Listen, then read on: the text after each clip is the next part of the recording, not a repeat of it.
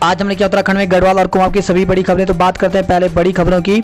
तो चीन व कोरोना पर सरकार को घेरेगा विपक्ष। तो महामारी की चुनौती के बीच संसद का मानसून सत्र आज से। संसद सत्र में 23 विधेयक होंगे पेश। सैन्य वापसी पर बैठकों का बदला मिजाज। तो पूर्वी लद्दाख में वास्तविक नियंत्रण रेखा एलएसी के पास पेंगोंग झील के दक्षिणी इलाके में 29 और 31 अगस्त को जो हुआ उसका असर दिखाई देने लगा है। सैनिकों की वापसी को लेकर के जो गेम अभी तक चीन के पक्षकार खेल रहे थे, अब वही दांव भारत आजमा रहा है। चीन को भी इस बात का एहसास हो गया है कि एलएसी के पास तैनात उसके सैनिकों पर भारत लगातार नजर रख रहा है। गांधी जयंती पर 30,000 ग्रामीणों को स्वामित्व कार्ड मिलेगा।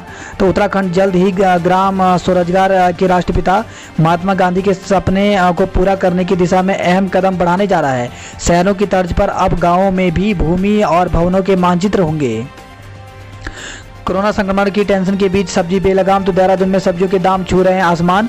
कुछ मौसम की मार तो कुछ मुनाफाखोरों ने बिगाड़ा जायजा। तो इस समय आलू थोक में 22 से 25 है, वहीं फुटकर में 40 से 45 हो गया, जबकि टमाटर थोक में जहां 30 से 35 है वहीं 60 से 70 चल रहा है।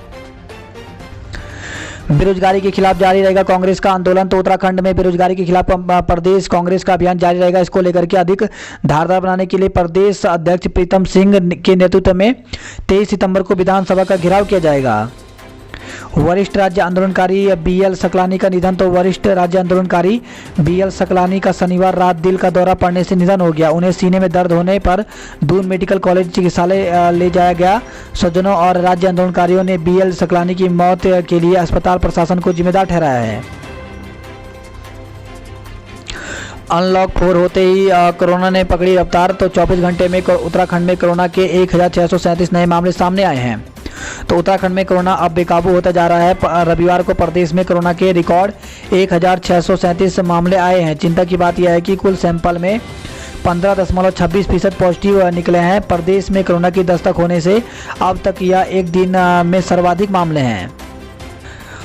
प्रदेश में 12 और मरीजों की मौत हो गई। तो अब तक प्रदेश में 418 कोरोना संक्रमितों की मौत हो गई है।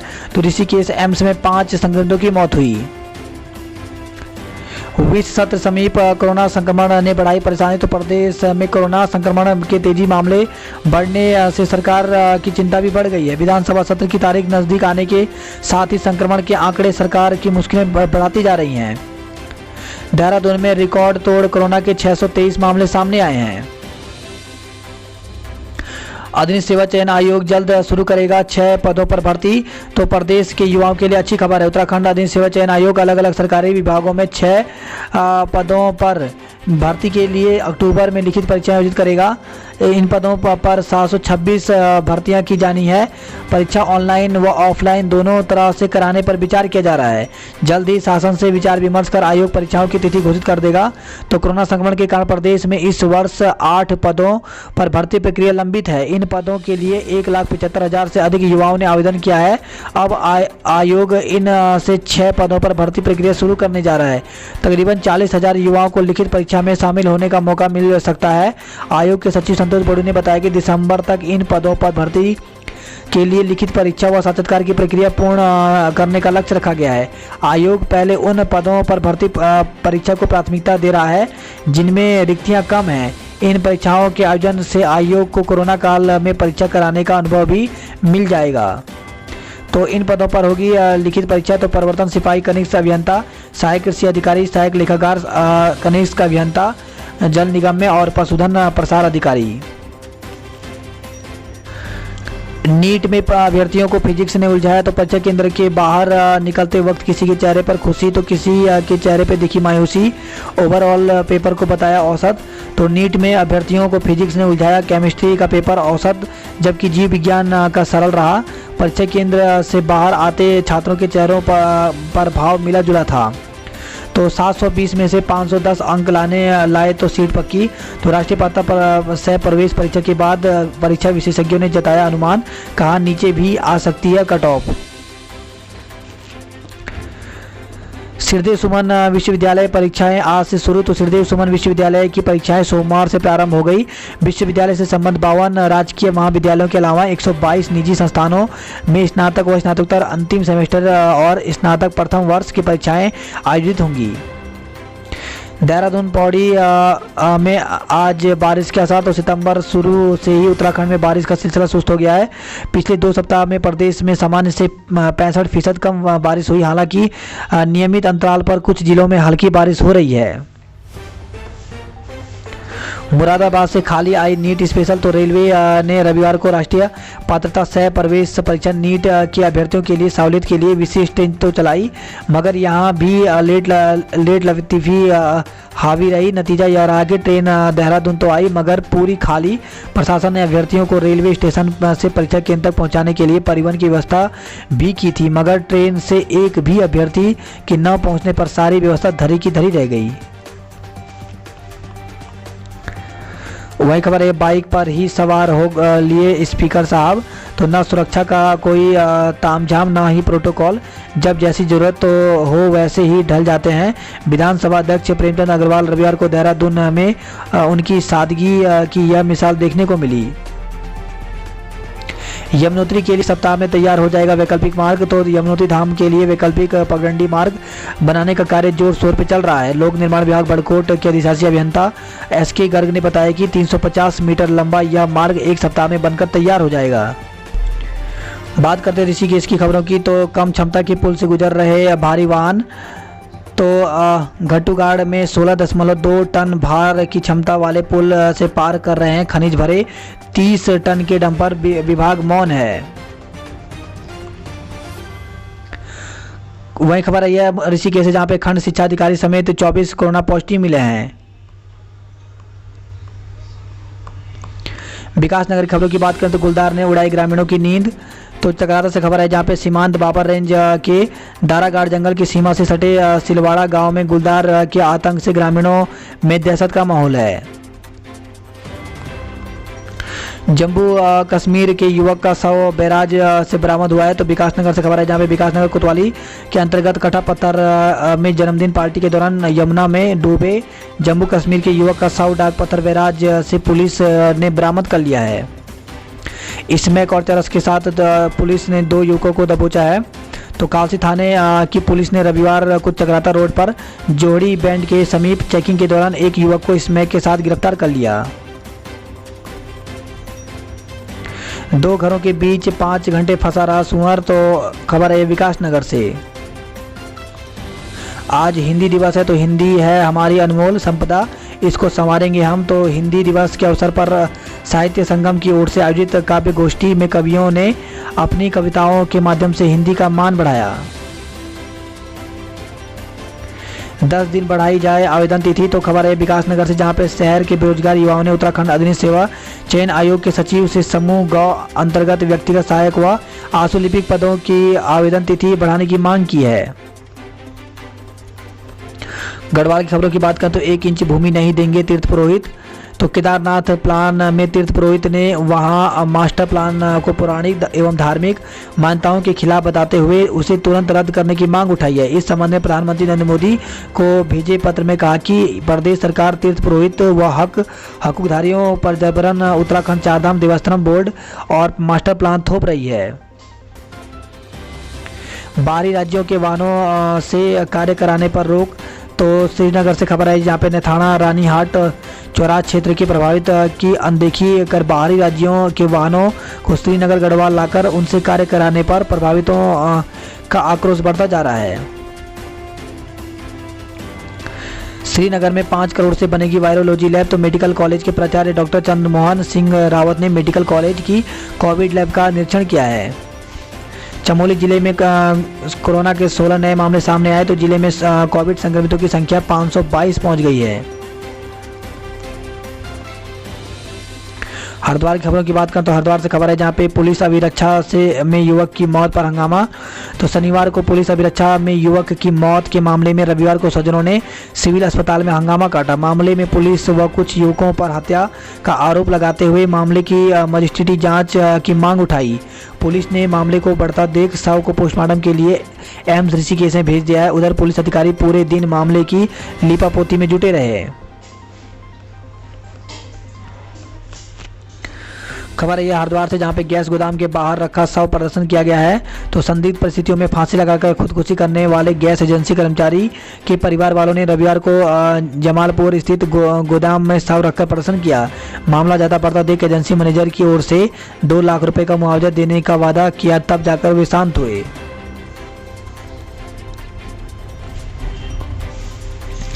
ऑनलाइन कर्मकांड कराने वाले पर कार्रवाई करेगी महासभा। तो कोरोना काल में ऑनलाइन पिंडदान व श्राद्ध तर्पण को लेकर के पुरोहितों की नाराजगी बढ़ती जा रही है। अखिल भारतीय तीर्थ पुरोहित महासभा ने ऑनलाइन कर्मकांड करने और कराने वालों के खिलाफ कानूनी कार्रवाई की चेतावनी दी है।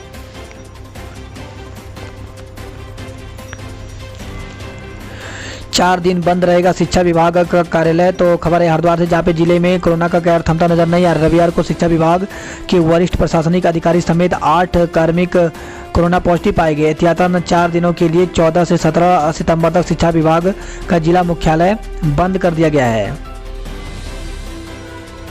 अमेरिकी सेब की रंगत से पहाड़ में छाई आर्थिक तरक्की की लाली।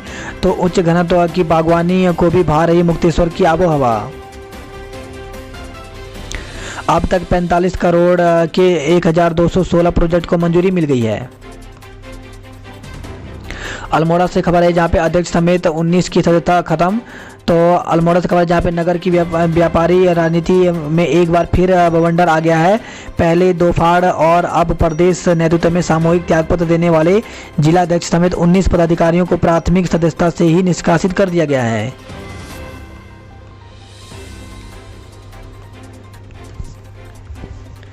पचास दिन बाद चीन सीमा से जुड़ा भारत का संपर्क। तो 50 दिन के इंतजार के बाद रविवार को भारत का चीन सीमा से फिर से संपर्क जुड़ गया। बारिश से मार्ग ध्वस्त होने की वजह से कई गांवों के साथ सेना और आईटीबीपी को भी दिक्कतों का सामना करना पड़ा था। डॉक्टर बनने के लिए हजारों युवाओं ने दी परीक्षाएं। तो हल्द्वानी से खबर है जहाँ पे कोरोना से बचाव को रखी सावधानी। 3 घंटे पहले सेंटर पहुंचे विद्यार्थी। हल्द्वानी के 14 केंद्रों पर परीक्षा हुई। वही खबर आई है श्रीनगर से जहां पे श्रीनगर मेडिकल कॉलेज में बनेगी वायरोलॉजी लैब।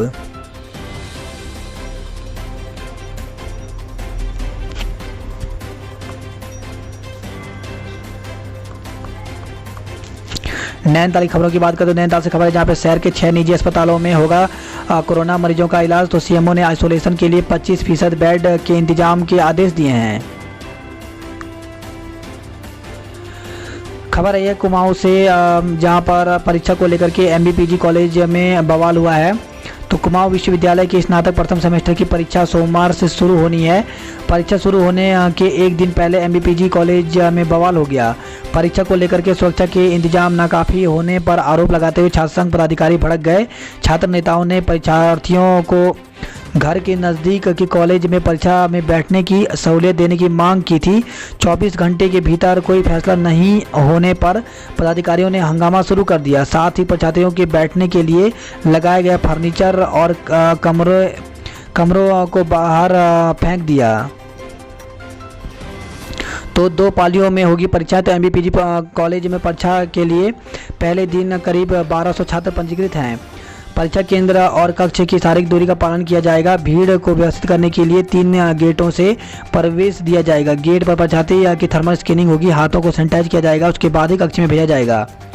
वहीं रामनगर से खबर है जहां पे उच्च शिक्षा मंत्री का फूका पुतला।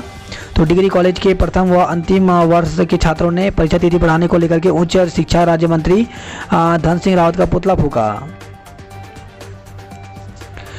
पुलिस रात भर घूमती रही और युवती दिल्ली में मिली। तो हल्द्वानी से खबर है जहाँ पे घर से बाजार को निकली मुखानी थाना क्षेत्र निवासी एक चिकित्सक की बेटी संदिग्ध परिस्थितियों में लापता हो गई। शनिवार रात 1 बजे तक पुलिस उसे ढूंढती रही। फिर रविवार सुबह एक टेम्पो को ट्रेस करने के चक्कर में नैनीताल रोड के सीसीटीवी कैमरे को खंगालना शुरू किया गया। हालांकि बाद में पता चला कि युवती दिल्ली में है। अब उसे लाने के लिए पुलिस टीम रवाना हो गई है। 21 सितंबर से विद्यालय जा सकेंगे छात्र। तो मार्च महीने में लॉकडाउन के बाद से ही बंद पड़े विद्यालय अब केंद्र सरकार की गाइडलाइन के आधार पर 21 सितंबर से खोले जाएंगे। पहले चरण में कक्षा 9 से 12वीं तक के छात्र छात्राएं शिक्षण परामर्श लेने के लिए स्कूल जा सकेंगे। इसको लेकर के अपर निदेशक माध्यमिक शिक्षा कुमाऊं डॉक्टर मुकुल कुमार सती द्वारा मंडल के शिक्षा अधिकारियों को जरूरी दिशा निर्देश जारी कर दिए हैं।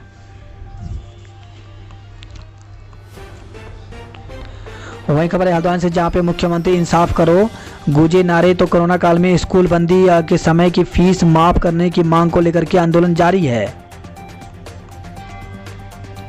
पिथौरागढ़ की खबरों की बात करें तो मुख्यालय से सटा सुविधाओं से कटा। तो पिथौरागढ़ से महज 3 किलोमीटर दूर हुड़ेती गांव में सड़क के अभाव से डोली बनी है नियति। तो सरकार ग्रामीण क्षेत्रों तक सड़क पहुंचाने के लिए भले ही लाख दावे कर चुकी हो, मगर इसकी ज़मीनी हकीकत कुछ और ही बयां करती है। ऐसा ही एक मामला रविवार को जिला मुख्यालय से सटे हुड़ेती गांव में देखने को मिला, जहां सड़क के अभाव में ग्रामीण युवाओं द्वारा एक घायल महिला को उपचार के लिए डोली के सहारे सड़क तक लाया गया।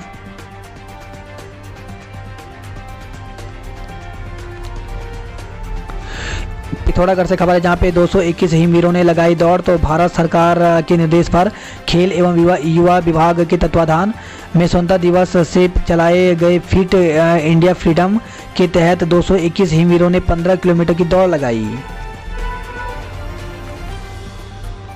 उधम सिंह नगर की खबरों की बात करते हैं तो नशे की गिरफ्त में जनपद फिर पकड़े गए 2 सौदागर। तो किच्छा से खबर है, जहां पे नशे की गिरफ्त में जिला बाहर नहीं निकल पा रहा है। रविवार को भी 2 तस्कर 101.48 ग्राम स्मैक के साथ फिर दबोचे गए हैं। खबर है किच्छा से, जहां पे युवकों को घेर कर लूट का प्रयास। तो किच्छा डैम से घर जा रहे बाइक सवार युवकों को बदमाशों ने लूटने का प्रयास किया। उनके चंगुल से बच निकलने के बाद उन्होंने परिचितों को सूचित किया। उन्होंने घेर कर एक बदमाश को दबोच कर पुलिस के हवाले कर दिया। पुलिस ने समझौता करवा करके पल्ला झाड़ लिया। खबर है ये रामपुर से, जहां पे बेटी दामाद को गोली मारने वाला बसपा नेता गिरफ्तार हो गया है। तो लाइसेंसी पिस्तौल बरामद, पहले ही पकड़े जा चुके हैं आरोपित के भाई और पुत्र। तो बेटी और दामाद को गोली मारने के आरोपित उधम सिंह नगर के बसपा जिलाध्यक्ष विनोद कुमार गौतम को पुलिस ने लाइसेंसी पिस्टल के समेत गिरफ्तार कर लिया। उत्तर प्रदेश दिल्ली की बस सेवा ठप, लोग परेशान हैं। तो रोडवेज को प्रतिदिन हो रहा है हजारों का नुकसान। तो कोरोना संक्रमण के चलते लॉकडाउन में ढील के बाद ही बसों का संचालन सुचारू रूप से न होने के कारण लोग परेशान हैं। उत्तर प्रदेश रामपुर सहित दिल्ली बरेली जाने में लोगों को तमाम दिक्कतों का सामना करना पड़ रहा है।